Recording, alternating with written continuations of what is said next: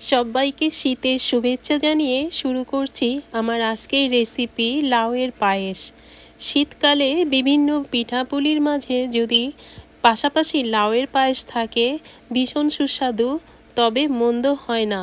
কি বলেন দর্শক ফ্রেন্ড? আমি সেরকমই একটা ভিডিও নিয়ে এসেছি। তাই জন্য এখানে দুইটা ভীষণই কচি লাউ নিয়েছি। এই লাউ দুটোকে প্রথমে একটু ধুয়ে ভালো করে পরিষ্কার করে ধুয়ে একটু ফালি ফালি করে কেটে নিতে হবে।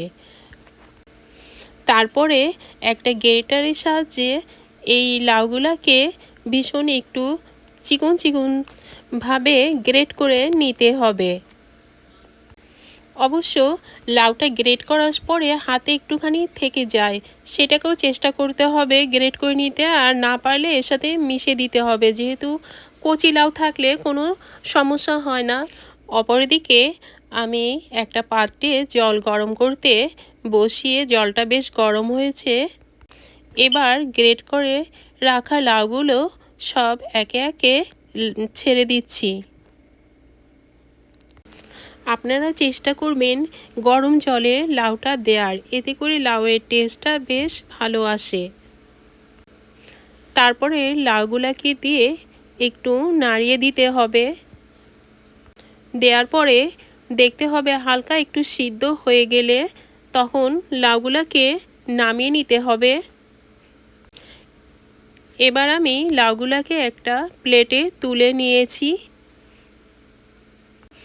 তুলে নেওয়ার পরে ওই প্যানের ভিতরই দিয়ে দেব ঘি। 2 টেবিল চামচ ঘি দিয়ে আমি এখন লাউগুলাকে একটু ভেজে নেব। তবে দেখতে হবে খুব বেশি লাউগুলো কিন্তু ভাজা যাবে না। ঘিয়ের সাথে একটু ভালোভাবে মিশিয়ে দিয়ে নাড়িয়ে চাড়িয়ে যখন কিনা একটুখানি জলটা কমে আসবে লাউ সিদ্ধ লাউ থেকে, তখন লাউটাকে তুলে সরিয়ে রাখতে হবে। আমি প্লেটে লাউগুলাকে তুলে নিচ্ছি। এবার ওই প্যানের ভিতরই দিয়ে দিচ্ছি দুধ। আমি গ্যালন থেকে দুধটা ঢালছি, তবে অ্যাকুরেট পরিমাপটা বলতে পারছি না। তবে আমি আমার ধারণা মতে 2.5 লিটার বা 2.25 লিটার এর মধ্যেও থাকবে দুধের পরিমাণটা। তবে দুধটা দেওয়ার পরে এবার আমি একটু ভালোভাবে দুধটাকে নাড়িয়ে দেব। এবার কিন্তু অনবরত নেড়ে চেড়ে দিতে হবে দুধটাকে, যাতে করে কিনা একটুও তলায় লেগে না যায়, সেই দিকে আমাদের খুব খেয়াল রাখতে হবে। দুধটাকে অনবরত নেড়ে চেড়ে দুধটাকে একটু ঘন করে নিতে হবে। লাউয়ের পায়েস রান্না করাটা বেশ একটু ধৈর্যের ব্যাপার। দুধটাকে কিন্তু বেশ একটু দাঁড়িয়ে থেকে এটাকে একটু কমিয়ে নিতে হবে, তাহলে লাউয়ের টেস্টটা বেশ ভালো আসবে। তারপরে এই লাউটার দুধ এবার আগে থেকে ভেজে রাখা লাউগুলো এই দুধের ভিতর ছেড়ে দিতে হবে। সব লাউগুলো একে একে আমি ছেড়ে দিচ্ছি। এবার দেওয়ার পরে ভালোভাবে লাউয়ের সাথে দুধের সাথে একটু মিশিয়ে দিতে হবে। ভালোভাবে মিশিয়ে দেওয়ার পরে তারপরেও কিন্তু থামা যাবে না, অনবরত নাড়তে হবে। এবার পরিমাণ মতো মিষ্টি দিতে হবে। তো এখানে আমি 1 কাপ পরিমাণ চিনি দিয়ে দিচ্ছি। অবশ্যই আপনারা আপনাদের নিজেদের টেস্ট অনুযায়ী এখানে মিষ্টিটা দেবেন।